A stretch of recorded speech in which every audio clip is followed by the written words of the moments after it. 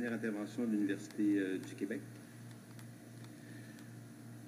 Alors, Jean Vaillancourt, recteur de l'UQO qui dessert l'Outaouais et les Laurentides, Madame la Première ministre, Monsieur, Madame les ministres, je dois avouer que comme un des plus vieux recteurs ici présent aujourd'hui en termes d'expérience, j'ai entendu beaucoup de choses qui me plaisent. J'ai entendu que la qualité n'était pas remise en question dans le système universitaire de la bouche de représentants syndicaux et étudiants. J'ai entendu aussi le ministre confirmer que les universités sont bien gérées, ce qui est fort agréable là, pour moi, là, dans ma 9e année de mandat, dans un contexte, encore une fois, où on ne peut pas nier la complexité du travail qu'on doit accomplir.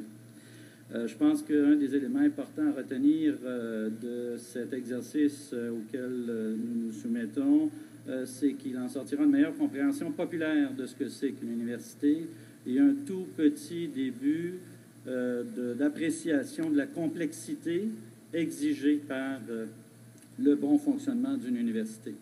Alors, comme la qualité semble être bien appréciée, je vais passer tous mes commentaires sur la gouvernance.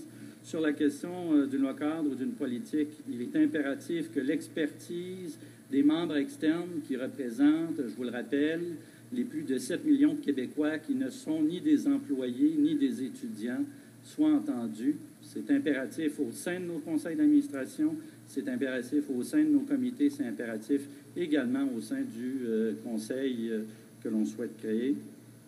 Sur le rôle de ce conseil, il doit être consultatif. Il y a une petite phrase là, dans le document, en page 5, qui indique que le conseil aura des fonctions de gouvernance et de coordination du réseau universitaire. Ce doit être des fonctions de conseil sur la gouvernance et la coordination. Il y a un danger important de duplication d'efforts par rapport à ce qui se fait au sein des conseils d'administration. Pour ce qui est de la réduction de comptes, elle doit être stratégique. Monsieur le ministre, je vous ai entendu lorsque vous avez dit qu'on voulait réduire à 30 cm l'épaisseur des documents. Si on pouvait passer à la moitié de cela, ce serait encore mieux. Et on a, encore une fois, l'exemple de nos collègues des cégeps qui essaient de soulager la lourdeur de la reddition de comptes. Alors, si on pourrait se rejoindre quelque part, plutôt dans le bas de l'épaisseur de la pile. Mon tout dernier point, c'est la démocratie étudiante. Ma collègue de l'Université Sherbrooke l'a mentionné tantôt. C'est un sujet qui n'est pas à l'ordre du jour, mais il est essentiel pour la société québécoise de bénéficier de la part du gouvernement d'un geste pour encadrer le droit de grève, qu'il soit légalisé ou non, c'est du ressort de l'Assemblée nationale.